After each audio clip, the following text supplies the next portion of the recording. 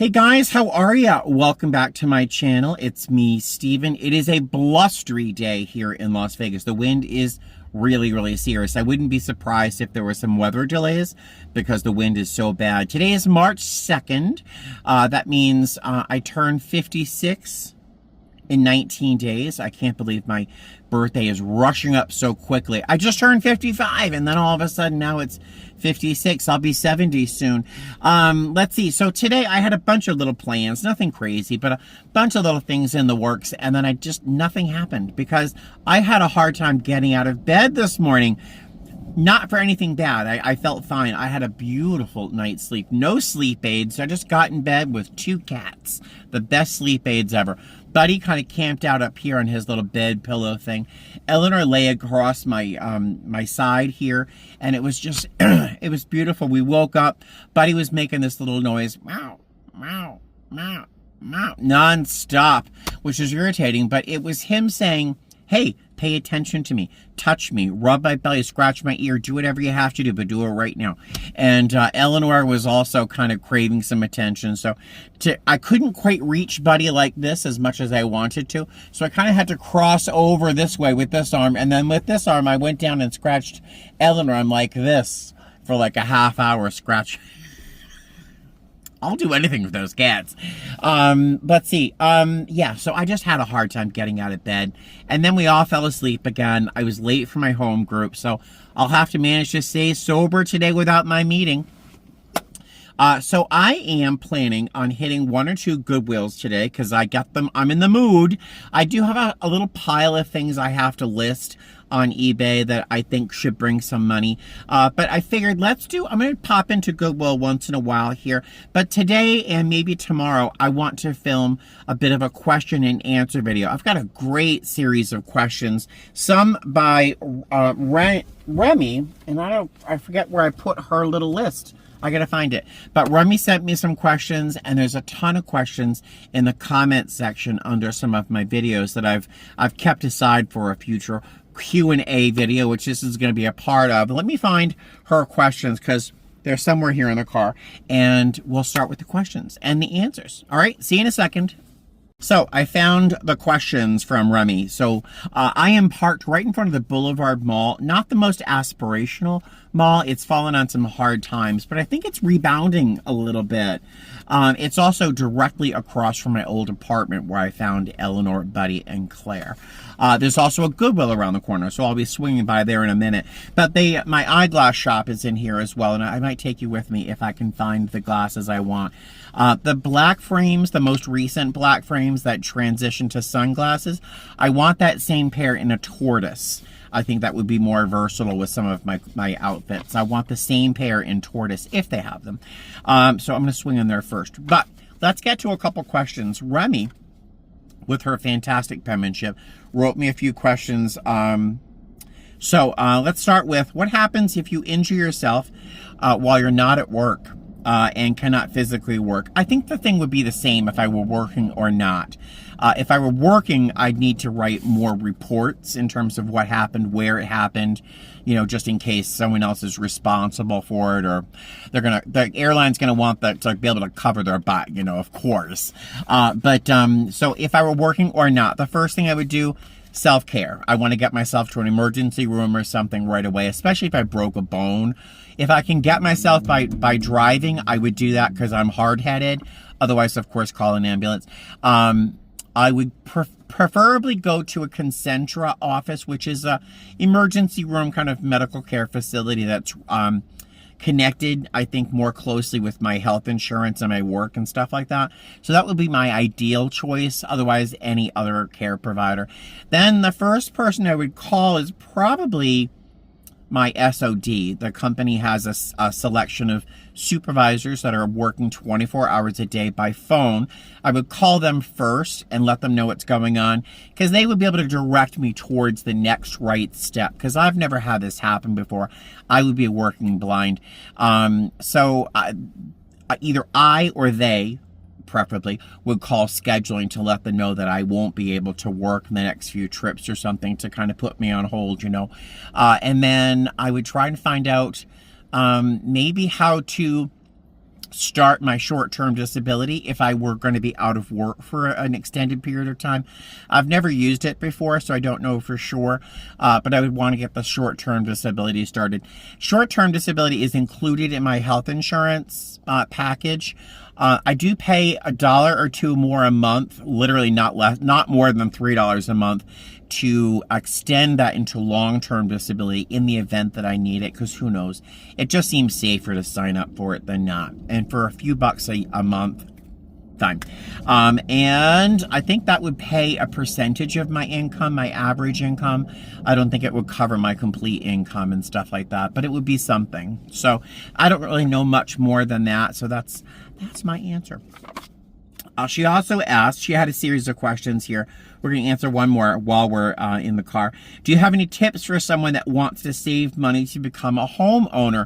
Yes. All right. So first off, first thing, what would I do?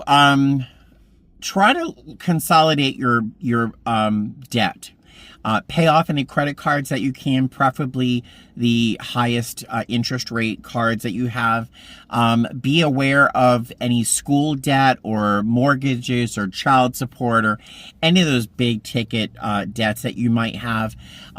Pull up as many of your financial documents as you can to have them available so you can talk to your mortgage loan officer and with some real information. And call your mortgage loan officer. If you don't have one, ask a friend, ask your real estate agent, do a little research online. I, by complete accident, got the most amazing, life-changing angel on earth as you could possibly find for a mortgage loan officer. If you happen to be in Nevada or in Utah, for example, call Amber Coleman. She has a YouTube channel. It's spelled just like it sounds, Amber Coleman. She is a goddess among women.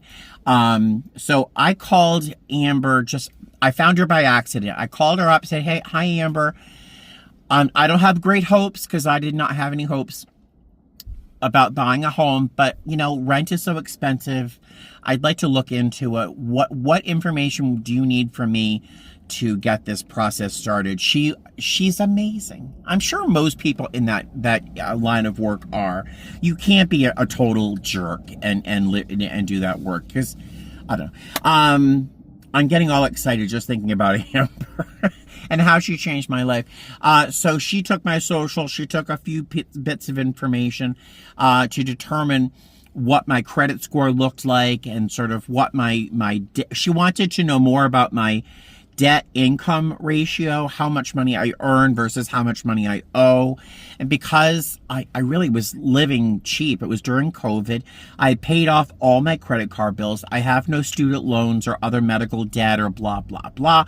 So my debt to income ratio was sterling. It was perfect. My credit score was probably about 6, depends on the score you look at. I was probably between 620 and 690. So they take the average of that and blah, blah, blah. So she was able to determine how much money I would be able to borrow. And then, she gave me some suggestions in terms of what to do to improve my credit score over the short term, to make things easier later on if numbers changed. But so the first thing I would do, of course, pay off those high interest debts, consolidate any debt you did have, try to be aware of what you owe, call a great mortgage loan officer, even before your realtor, because if you don't have a realtor that you like and trust, they might know someone and recommend you. That's how I got Rachel, my real estate agent who changed my life. So those are the first things I would do. And then stop spending. I hemorrhage money. I'm sure many of you have already noticed. I literally bleed money. Just on beverages and snacks and food. And I hemorrhage money. I kind of pretend I make more than I spend with YouTube and eBay, but still, if I just stopped going to Dunkin' Donuts and Starbucks and McDonald's and Taco Bell and blah, blah, blah, I would save thousands. So start saving money where you don't need to spend it. That'd be the big thing. And then once you start the process of looking at houses, talk to your real estate agent, make sure they have it within the contract that you can step away from or walk away from a contract if the house or condo or whatever doesn't pass a really good inspection. Doesn't pass inspection to your criteria, not the seller's, but yours. My agent recommended this guy, Michael, who's an inspector, a housing inspector. I used him 4 times. I want to say was it 300 or 350 the first time I used him, and each time I used him after, I think he took $50 off my fee. I probably spent, I don't know, probably $1,200 on inspections for each of the places that I put an offer on. Invaluable. It was so worth the money because he was able to steer me away from catastrophic money pits. So those are some things I would think about. But talk to your mortgage loan officer. She'll give you a really good plan if it's a good mortgage loan officer. Amber would tell you, if you have credit cards, pay it down to about 10% of the balance that's available to you. So if you're allowed to spend, $1,000, make sure you have $100 on that credit card. Pay it off. Put 100 on it. Pay it off. 100. Pay it off. So that magic 10%, put it on the card. Pay it off. And that will make your credit score go up pretty quickly. And it works. Credit, when looking at a house, they really wanted at least 3 lines of credit to have a good beam on what they can loan you. I only had 2 credit cards. I had nothing else that I owed. So ideally, a car loan or some other payment plus your credit card. So if you have 2 credit cards, see if you have a car loan, or maybe think about a 3rd card. I don't know, but talk to your mortgage loan officer. I'm sure you'll get better instruction on that than me. I'm not a financial guru. Let's see. I'll answer one more question while I'm here. What are your least favorite things to sell on eBay? My favorite things to sell on eBay are small, cheap, valuable, rare items. For example, Glassy Baby, which is it's a candle holder, a votive candle holder about the size of a small drinking glass. They're very collectible right now, kind of like Beanie Babies back in the 80s and 90s. If you did not know or haven't followed me, I sold a Glassy Baby candle holder for $988.86. Blink, because it's very rare, very collectible. I just sold these little miniature ceramic houses I got in a bag at Goodwill. I paid $11 for 10 of them. I sold 9 of them for $611. Oh, there's a stray cat walking right over there, and I have no food. It looks very skinny. Oh, man, my heart. I want to run out and grab that cat. So I want to find collectibles that are fairly rare. I use eBay, Solds, and I'm going to bite the bullet soon and sign up for Worth Point so I can see what items I've sold for in the last 10 years or so. But small, kitschy collectibles are my ideal things to sell, usually no bigger than 12 inches. 8 to 12 inches on an end, just because it's easy to pack. Yeah, collectibles are my favorite things to sell. I try to avoid selling clothes and shoes and things like that because it's not a lot of money, and I'm not in this to make a $20 profit on a little thing. I'm in for making a big profit on a small item with little work. That's my goal.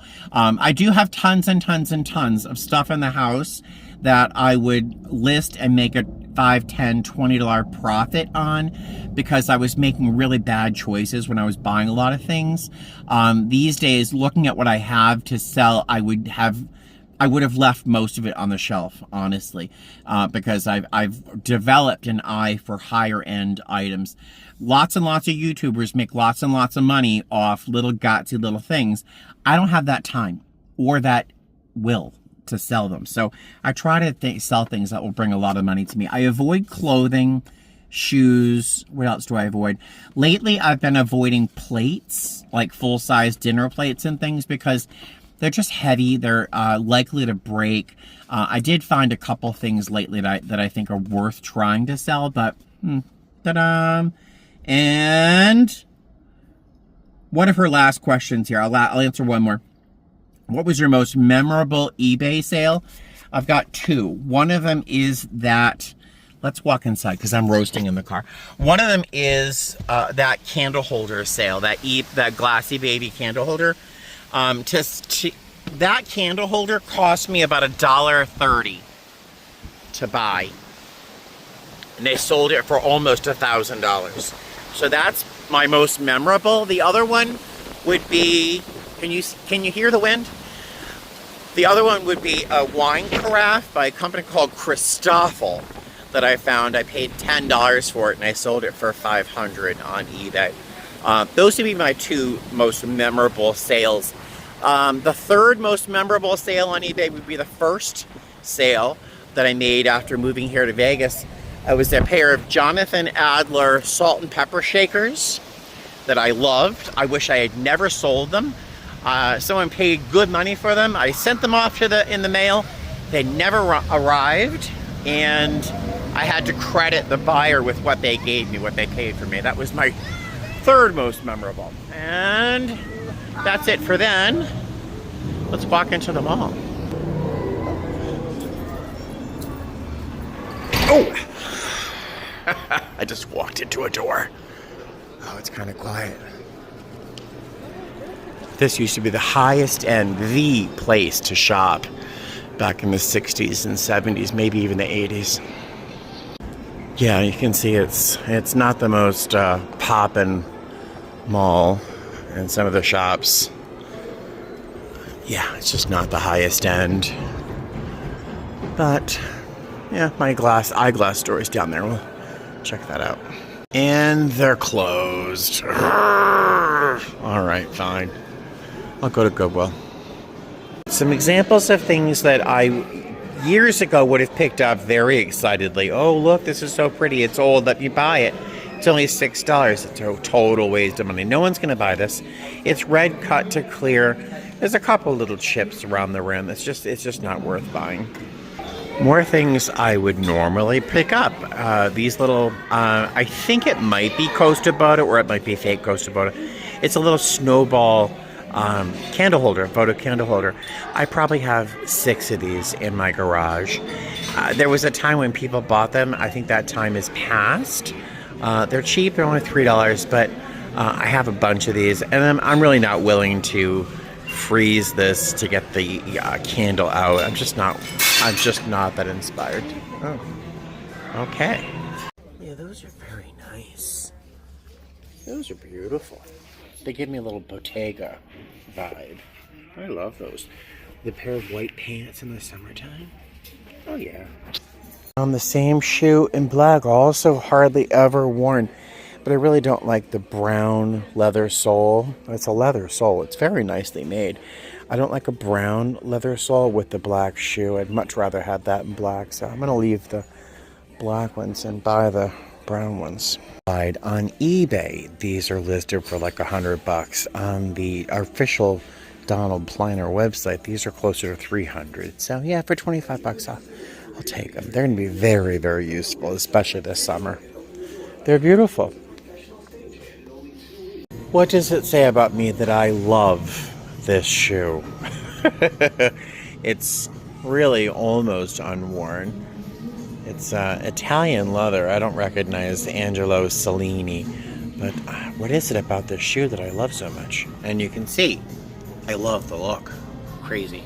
I'm putting them back on the shelves. You know Minnie Mouse's shoes? The way Minnie Mouse's shoes look on her feet, that's what that ended up looking like. So we're put this right back on the shelf. This belt, it's got this sort of patinaed brass buckle, brown leather here, and the rest of the belt is actually like a navy cotton. Very, very thick, very sturdy. And that'd be super great for a very casual outfit. I'll keep that. Look, I found Phyllis Diller's wig. Does anyone know who Phyllis Diller was? She was brilliant. When leaving the store, I saw this in the jewelry case. It's a little pin. It's made of ceramic or stoneware. You can see the texture of the on the back of the pin. I'm not sure if you can see it here on camera, of the skin, the palm, and you can feel it. The texture of the skin of the artist as they press this little ball of clay into a disc. And there's this image impressed on the front. I'm not quite sure. It's a plant, obviously. I don't know what type of plant it is. It looks like it's supposed to mean something. I don't know. But I thought this would be really pretty on the lapel of like a Harris tweed blazer that I have. I thought that would be really attractive on there. So I wonder what that pattern means. I don't know. I'm done shopping today. I'm going to go home and love on the cats. Right, let's get home. While I was in the Goodwill, there was this young man, very young man, was looking at shoes at the same time I was, and he kind of kept giving me little flirtatious vibes, and it was kind of uncomfortable. I'm not comfortable being flirted with, especially by someone who's significantly younger than I am. Maybe he thought I was some sort of daddy or something, I don't know, but this little side glances, and he's trying to put himself in my, I don't know, but I'm looking at shoes, and he hands me a pair of these really cheap, horrible, fake driving moccasins, and he hands them to me. He says, "You look good in these," and I'm like, "Oh, thank you, they're much too small." And his eyes went his eyes went because you know what they say about big shoes, big feet. I do have a size 12 foot. So it was very funny. It was very funny. I don't think he understood why I laughed so hard when I was inappropriate for me to laugh, but I just couldn't help myself. I extricated myself from that situation very quickly. So let's talk about another question to get me off that topic. There was somebody left in the comment section a question about, with all the things that have happened recently, I keep spitting on my dashboard. Do you see when I do that? Someone asked me, with all the incidents that have happened lately, do we get extra pay if there is an accident or an incident, or do we get extra time off in those cases? Well, I can't speak for any airline. I can't even speak for my own airline because we haven't had anything like that happen. But first, in terms of money, I don't know of an airline in the world who would happily give away money for any reason. So there's no trauma pay. We're trained to take care of these incidents. We're trained. This is part of our job. It's not something outside of our job. It's not extracurricular. So we wouldn't be paid extra to handle a traumatic situation because that is our main job. That's our primary purpose, is to take care of our passengers in the event of an emergency. That's why we're there. It's not to serve the Diet Coke. So no, we wouldn't get extra money. It'd be nice, but extra time off. Well, I don't know. If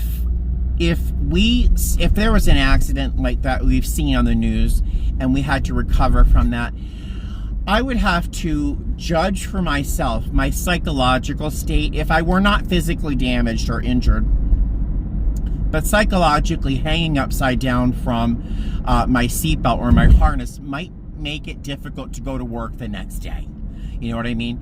So in those cases, you would have to determine if you are fit to fly. If you're not fit to fly, you would contact your, scheduling or your company or your supervisor, and hopefully your union member if you have a union. Don't get me on that topic. Then you would, maybe be taken off that next schedule. The odds of being paid for being taken off a schedule because you weren't fit to fly because of something like that is, I don't know. I don't know what that would look like. I would, yeah, I don't know. I don't know if you get extra time off, but you might be taken off of a trip, which would feel like time off, but you might not be paid for it. So why am I waiting for this red light when I could just take a right here? So I don't know really how to answer the second part of that, but the extra pay, no, because we're being paid to save people. That's our job. Look how crooked I am. All right. Did I tell you earlier that I hemorrhage money by spending money where I don't need to? I just stopped at Wendy's for a Frosty. Shh, don't tell anybody.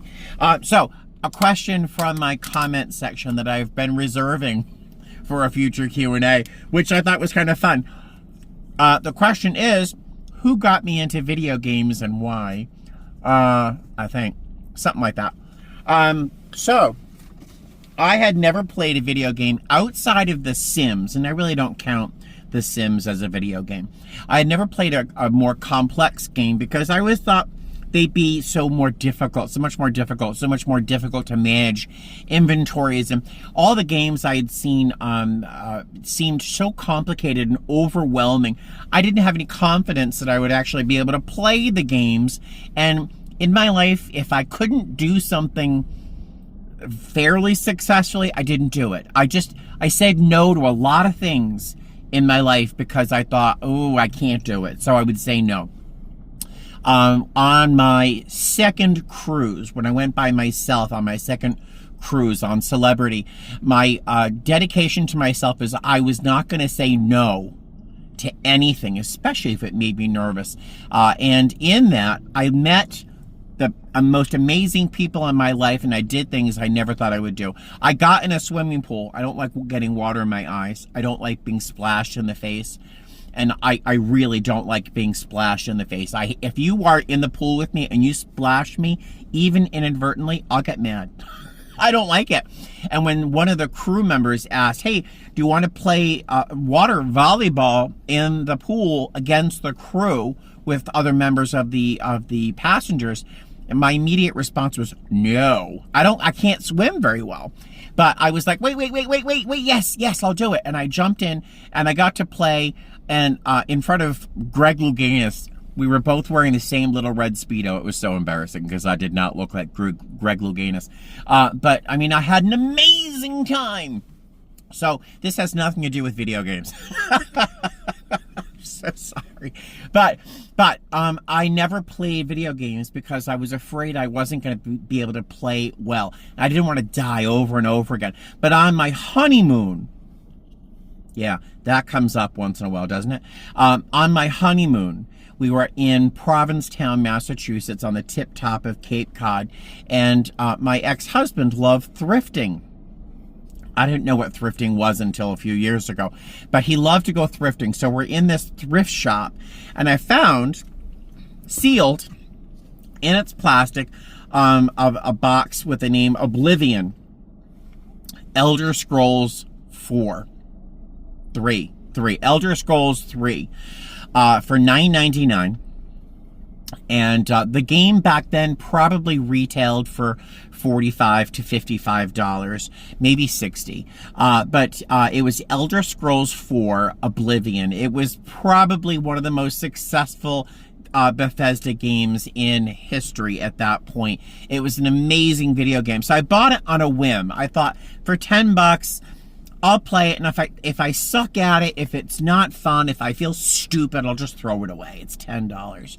And I started playing Oblivion. And if you are a gamer and you enjoyed Oblivion, you know what a problem Oblivion was. Skyrim had the same problem. Fallout 4 had the same problem. It would suck me in. I became so obsessed with playing it. In fact, I might play it later on today. It's been a long time since I played Oblivion. I would play Oblivion for 8 hours in a row, 10 hours. I would play, and I'd turn my head and go, oh my God, my neck. I'd look up and it's 4 o'clock in the morning, you know? It just sucked you in. And it, for me, is meditative. I mean, yes, I'm just killing people over and over again, stealing and looting from bodies and solving all sorts of mysteries. It's engaging, but for me, it's almost meditative. I can't think or worry about anything else around. I just focus on that game and play. And I find it to be, I mean, the success in gameplay and leveling up is certainly satisfying in many ways, but I just find it to be peaceful. Yeah, I'm killing people repeatedly in this video game, but in real life, I just find it to be very calming, very soothing, and I feel just... Some people meditate. I play video games where I kill a lot of people. But I mean, that's how I started playing Oblivion. And then when Skyrim came out a few years later, I stood in line with hundreds of people to be there at midnight at GameStop when Skyrim 2012 when it was launched. I was sitting on the floor. Was I sitting on the floor? I don't know. I was wearing a suit. I was working at Saks Fifth Avenue at the time, and I'm wearing a suit. And I'm standing in line with all these children waiting for the release of Skyrim. And I'll tell you, I still play Skyrim. That was released in 2012. I mean, you know, that's how I got involved with gaming. And I really think my gaming experience is pretty narrow. It's focused pretty much on the same RPG. Is it RPG? You know, Oblivion, Skyrim, Fallout, Starfield right now, in that vein. I play a lot of Bethesda games. That's where I tend to focus. There's also Dragon Age, if you are a gamer. I played the first like 2 or 3 Dragon Age games. The Dragon Age Veilguard has received such horrible reviews, ragingly bad reviews, that I haven't bothered playing it. But I like the Dragon Age series as well. What else have I played? But that's how I got involved with gaming. I was on my honeymoon and I found this game and I started playing it, and I've been hooked since. I love gaming. I just really do enjoy it. In fact, that's what I'll be doing later on today. I should be listing things on eBay, but I feel my computer calling me now. So I'm going to enjoy a little bit more of this Frosty. I might do answer another question or two this evening. If not, I'll add a couple more in tomorrow to make this video a little fuller. So thank you for joining me so far, and I'll see you either tonight or tomorrow. Oh wait, did I show you something I bought? I keep talking. Look at this. Wait. Oh, look at his little face. Look at his face. I think he's by Lefton. He's a Cupie. And I think these little blue things back here are supposed to be little angel wings. But look at how cute. He's so sad. Little Cupie. Originally, I believe this came in a set of 4 or 5, maybe. But I just thought he was absolutely... Look at his little ears. He was adorable. He was $1.99. He's filthy. He's a dirty little boy. But I'll fix that. Look how sad he looks. Oh, poor thing. All right. I will let you go for now. See you soon. Yeah, see, that's the pin on the Harris tweed blazer. I think that would look very nice. Yeah, I'll wear that. Good morning, Eleanor. Yes, buddy, I know, I hear you. Hi, Eleanor. Good morning, baby. You've been so good and patient this morning. You beautiful girl. Good morning, ladies and gentlemen. Hello, it's the next day, and what's that? Yes, it's the same shirt, I know. I woke up, plenty of time to get ready for my meeting this morning, and I just stayed in bed with the cats. I just kind of cuddling, rubbing, scratching, loving, and pretty soon I looked at my watch, and oh my goodness. So I just got up, threw my teeth in, put on the closest shirt that was next to me, and here we are. So I'm going to continue today's Q&A video, but I do want to go into my meeting first, and I might make a separate little short video just wishing Jacqueline a happy birthday. It's one of my subscribers, Scott, his mom. She watches my videos. I think, well, I don't want to say how old she is. She's a lady, and I don't want to tell you her age, but she is a grande dame. I'll just say that. So I'm going to wish Jacqueline a happy birthday. And give Ellie a little scratch for me and say hi to Scott. But I'm going to go to my meeting, blah, blah, blah. I will talk to you soon. Oh my God, it's so windy here in Las Vegas, and you can see it's overcast. There was a little bit of rain this morning, and it's freezing. It's 56 degrees. I don't know why I'm not wearing a coat. I know. In most parts of the country, 56 degrees sounds temperate, but here it's very chilly for March. The meeting I went to, my home group meeting, amazing. It's always good. If it's bad, it's because something's going on in my head. But today's meeting was spectacular, really high quality. A lot of great shares, a lot of great experience. Oh my God, I'm freezing. I'm gonna walk into Savers. It's Monday, so everything is half off. So I'm gonna check that out first. Then we'll go back in the car and do some Q&A. Oh, some shopping carts left over. What's going on? I found two things. I don't know if I'm gonna buy either of them. This is a pretty little platter by a company called Fostoria, but on eBay, maybe $20, $25 tops. I'm probably gonna say no to that. And this I'm so attracted to is a ceramic birdhouse made in Kentucky. It's a company called Made in Kentucky, and it's a really great looking little birdhouse. It would only cost me $250, but yeah, I'm not sure. If the line isn't too long, I might think about getting that. I'm not buying either. The Fostoria piece, I don't care too much about. The birdhouse was adorable. I would hang it in front of my house, but no birds would use it. And on eBay, they resell it for maybe $25, and hardly any of them sold. Oh, it's raining very lightly, but that's nice. We need it. All right, let's get to the car. We'll go to one more Goodwill, and we'll answer a question or two on the way. It is officially raining. Can you hear it? Oh, it's so nice. It's something we don't see very often here in Las Vegas. I know most people are like, oh, it's a rain day. Oh, we celebrate it sometimes here in Vegas. Very happy. I just hope it warms up soon. Hey guys, hi. So no luck at Savers, and I'm thinking of swinging by one Goodwill that's a hit or miss, honestly. It's on Eastern all the way in Henderson. And on the way back home, I will stop by Sprouts to pick up some food. Now, do you know when you're driving and you see some foolish behavior on the road, foolish driving, and you kind of want to pull up next to them and look over and be like, what the... You know, or just to see what kind of person drives like that, and judge them harshly, of course, and hoping that they notice you judging them, because that's how. So I was about to do that because there's some foolishness that was happening up here on my right, and I'm really doing my best to not pull up parallel to them and look over and be like, you know, I'm trying to be an adult today, and so far I'm succeeding, but yay, success for me. It's a big win. So Red Bog Gaming, I think, wrote a question and some context around the question, which was that they've witnessed other YouTubers in a similar genre, being flight attendants, change their content because of social media. I was going to say pressures, but it's not a social media pressure. It's a social media guideline that if you want to keep your job, you follow. And they've witnessed other flight attendants changing their content a little bit due to those social media policies. And they were wondering, since they feel my content, I think, has changed a tiny bit. It really is a tiny bit. Was it due to social media policies? And the short answer is yes.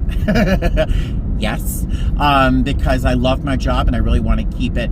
The social media policy, when I was hired, seemed pretty clear. I thought I was following it. I seem not to have been. And I was alerted to this fact, and I changed my behavior a little bit. My content hasn't changed really at all, I don't think. Because surprisingly few of you really care about what the inside of an airplane looks like or what my hotel room looks like. And we all know, I wear a uniform, so you've all seen it before. So I just don't film when I'm in uniform. I don't film hotel rooms. And what else don't I? It really doesn't change my content very much, because we all know by now, if you've been following me for a long time, that this channel is not about me being a flight attendant so much as about me. I know, don't I sound humble? So this channel really isn't so much about being a flight attendant, but my life and my thoughts and my cats and my Goodwill and blah, blah, blah. So my content, the look of my content may have changed because you don't see me in my uniform shirt, even just the collar. But that's really all that's changed. So other flight attendants have been a little bit more abrupt about their changes because their content was all about being a flight attendant. So blah, blah, blah. Enough on that topic. Let's move on to another question. Oh, wow, that's not good. Oh, that's not good. There's a 3-car pileup over on the right-hand side. 2 ambulances and a fire truck. This is not great. I hope everyone's okay. That does not look good. All right. Focus. Another red light. All right. So Mary asked a question. So I'm based in Las Vegas. If I have a long layover here in Vegas, which really wouldn't happen unless something very strange were going on, or more likely if I were to have a cancellation or a very, very long layover, like a 6-7 hour sit, would the company get me a hotel room here in Las Vegas, or would I just go home? Well, first off, I am based here in Las Vegas. I can't imagine a situation where I would have a layover here in Las Vegas. I can't imagine that happening. I'm sure it's happened to somebody, but I can't imagine that happening out of Vegas. But more realistically is that I would be canceled here in Las Vegas. In that situation, yes, they would release me from that portion of the trip. I would be on what we call TAJ, which is time adjusted something or other, which meant that if the rest of the trip were long enough, because I have to have a certain amount of notification to be used, they could use me to continue the end of that trip or work another trip or leg of another trip. But they have to give me some notice before they have me do that. So I would go home. That sounds very complicated, doesn't it? So I would be able to go home after they released me to TAJ. Again, that means time adjusted something or other. So I would be sort of free to go. They would notify me probably within 24 hours of my next assignment that was to fulfill that trip or another, and something separate from what was on my schedule. I would receive as much credit as the original trip pairing, or if there is more credit to the trip because of that TAJ, I would receive the higher of the two in terms of pay, for credit hours for that pay. For a long sit, which used to happen more often than it does today, there would be an instance where, for example, we were flying from San Antonio to Las Vegas. They would have us sit for operational needs for, say, 7 hours. That's not a layover. That's not a legal layover. They could have us sit there for 7 hours, but they would be required by our contract to provide us a day room. And I think it's a sit for a single person. After 5 hours, they require us, we are required to get a day room so we can rest rather than sit there at the airport for 7 hours and then be fatigued before starting the remainder of our trip. So there are instances I would be released from my trip, or I would receive a hotel room, but that would be, again, on a very, very slim number of situations. That sounds very complicated to me. So I walked in. I did not grab a cart. First thing I saw was a pile of Spode. These are pieces of Spode. They were made in England, which, unlike some of their other pieces, the prices are reasonable. This originally probably sold for $40. Yeah, this still has a price tag, $43. We'll see. I'm going to look it up. I picked up these. They're brass and ceramic sort of Tanala ducks, but they want $25 for that one. And they just don't sell for that much money. So those are going back on the shelves. I haven't looked up this stuff yet. I've been looking up this. This is a Hoya, I believe Japanese, I think. Crystal ashtray, trinket dish, bowl, I don't know. It's just shiny and I like it. They want $5 for it. I don't know. Maybe. While some of these things sell, they don't sell for that much. that would be worth my time. Even just finding boxes that would fit those things without, yeah, I'm tempted to get the picture though. Right, I've arrived at Sprouts. There happens to be a Goodwill. If you have sharp eyes, you see it right there. You know I'm going to pop in there first before I go into Sprouts. I did leave everything on the shelves at the last Goodwill, except for the larger of the two pitchers. The Hoya glass piece I loved. It was so affordable. I thought, oh, it's so pretty. I have a garage full of pretty things. I need to get rid of them. The ducks, I left them because they're just not as desirable as I thought they would be. Had they been cats instead of ducks, I would have purchased them in a heartbeat for myself. And the other pieces of Spode I left on the shelves. They all resell for a fair amount, but not an extraordinary amount of money. They're all fairly fragile. And they would have required, in most cases, larger boxes than really I needed to ship them safely. And that just meant more expensive shipping. So all those things said, leave them on the shelf. I'm not one to resell something and make $5 or $10. I'd like to make more money. Let's see what's, oh yes, another question. Linda asked me where I buy my eyewear. A lot of people ask, because I guess I wear a lot of different eyeglasses. I probably have 25 pairs of glasses, if not more, 30 maybe, that I've been wearing over the years, many years. So, you know, I was a makeup artist, Versace. I was a makeup artist, then I went into fine jewelry. In and out between positions, I worked for different optometrists. Dr. Luria in Harvard Square. If you live in the New England area, Harvard Square, IQ Optical, EYEQ. Dr. Luria. He is amazing. David, just tell him Steven said hi. He is amazing. And Dr. Rose in the Financial District. I learned a ton from both of them, but I also got lots of great eyeglasses from them. This pair and another round pair I have that are like multicolored speckles around the outside edge, they're both vintage Ralph Lauren, and you can see these are very vintage, very gross, but I still love them. I got them out of boxes of like unsellable eyewear, and I just had lenses cut for them. I just love them. The glasses I buy with my insurance, VSP, I buy them from a place called Vision World, or is it Vision World? I think it's called Vision World or Vision something. It's not the most sophisticated place. Their offerings are fairly common, a little pedestrian. I know I sound like I'm beating them up, but they always have one pair of glasses that I love.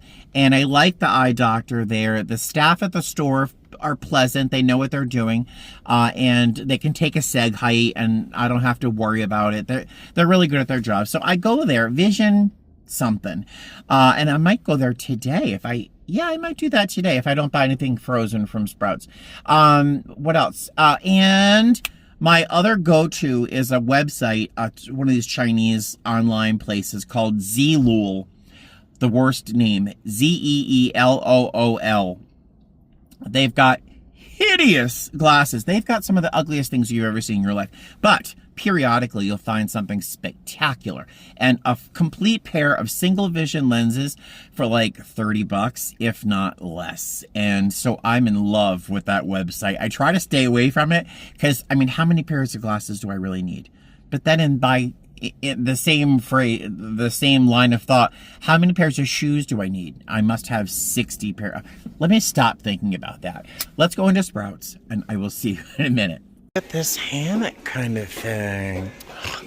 That's fantastic. Oh, that's great. Oh, it looks kind of, I've seen better days. Looks like some of our hotel furniture, honestly. This is a pretty piece of EAPG, Early American Press Glass. That's pretty, but so common, nobody buys it. Oh, do you know what this is? Anyone know what this is? You put butter in this top section, and you submerge the top of that into the other vessel that's got some water in there, and you keep your butter soft and fresh. That's what that is. It's half of a butter bell. And you know what this is? It's just pretty is what it is. So this makes me think of a short story. And you know, I always have a story. But isn't that a pretty little glass? So back in the day, way back in the day, when I was first trying to control my drinking, yeah, there's always a story about alcoholism in here. When I was first starting to try to control my drinking, I figured, you know what, I'm going to control my drinking by drinking something that you can't guzzle, like Jack and Coke or something, you know. So I figured I'm going to learn how to drink port. Because port, you drink port out of a little tiny glass, a little port glass, and you sip it, you enjoy it, right? So I spent weeks, months looking for the perfect port glass, perfect little glass. Eventually, after many, many tries, I found the perfect port glass. It was at Crate and Barrel.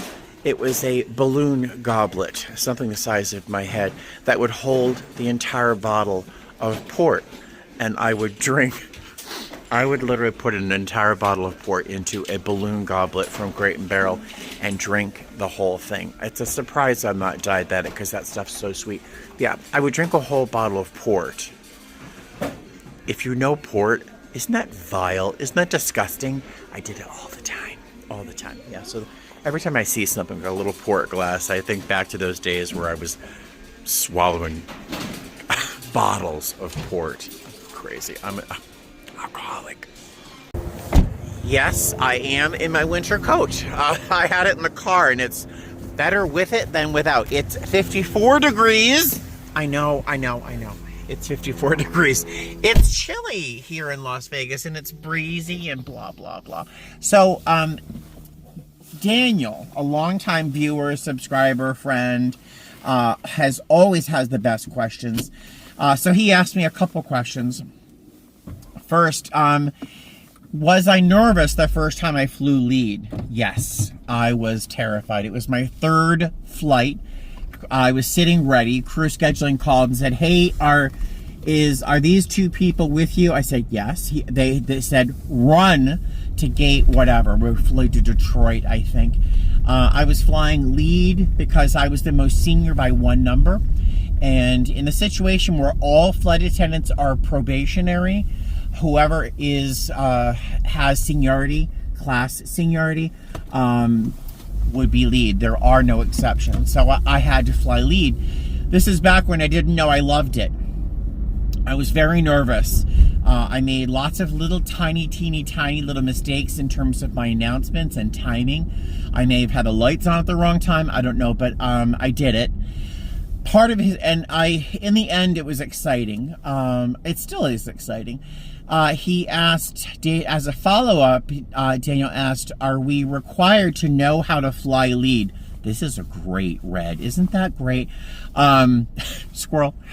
He asked, "Are we required to know how to fly lead when we are, on our OE before our first trip?" Yes. Your OE might be a situation where you are flying lead.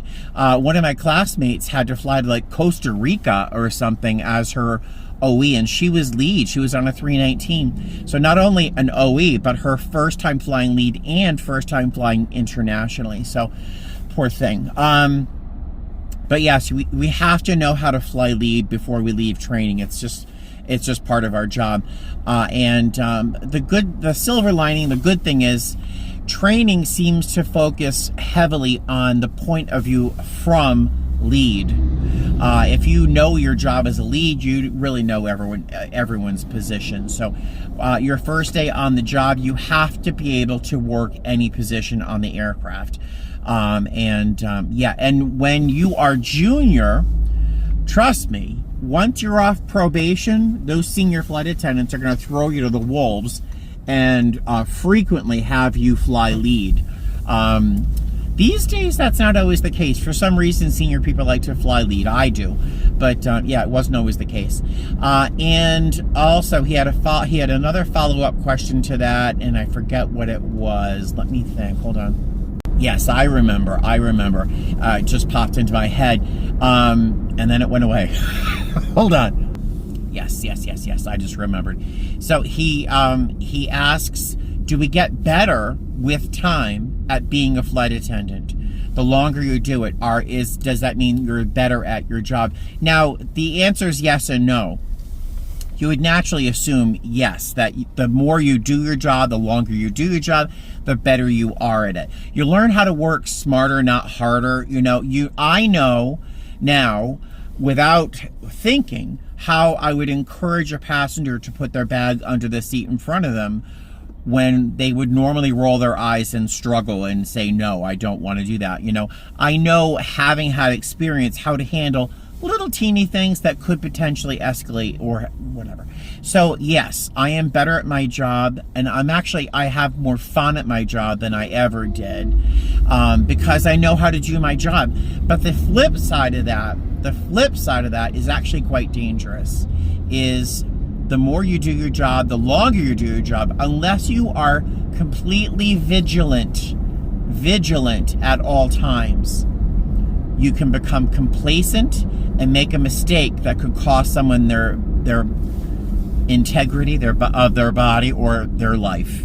There are cases where flight attendants just, I'll speak for myself. I'll throw myself under the bus. There have been times in the past where I would arm and disarm my door really without thinking, because the effort is so simple and I do it so often. You just arm and disarm your door, blah, blah, blah, and over the years, they've included steps in our recurrent practice when we have to do a door drill, where we have to arm and disarm our door. There are steps we have to take. We have to verbalize them. Did I look out the window to make sure that the coast is clear? Did I make sure that the door says armed, locked? Is the arming lever in a proper position? I have to say all of these things when I do all these movements and motions, so that I can prove that I am aware and understand each individual step within a process of something as simple as arming and disarming a door.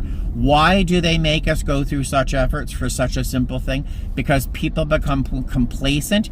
They reach out of habit and they grab the wrong lever and they pop it. And someone's life could be at risk, If a slide were deployed by accident, at the wrong time, when a gate agent, for example, is standing on the jet bridge that's approaching the plane, that gate agent could be, I don't want to say they could be killed, but they could be killed. So you have to be very aware. So that's what I mean by it's a yes or no answer. Yes, you're a better flight attendant with time, but the chance of you becoming complacent and just doing things out of habit can be dangerous. So there's my yes and no answer to that follow-up question. Oh, that got real serious, didn't it? All right. I think this video might be done. Because I didn't go to the eye doctor. I'll do that when I get back from work. Because I've done as many chores as I'm willing to do today. I've been to as many Goodwills as I'm willing to go to today. And I want to spend the rest of the day, it's 2 o'clock, I want to spend the rest of the day with the cats, showing them love and affection, because they're going to miss me for the next 70 hours when I leave for work. Blah, blah, blah. I keep talking. I also have to eat something. I just realized I haven't eaten anything. Oh my God. Yeah, how did it get to 2 o'clock and I haven't eaten yet? And it still looked like this. I don't know. All right. I will see you guys later. All right. Fly safe. Bye.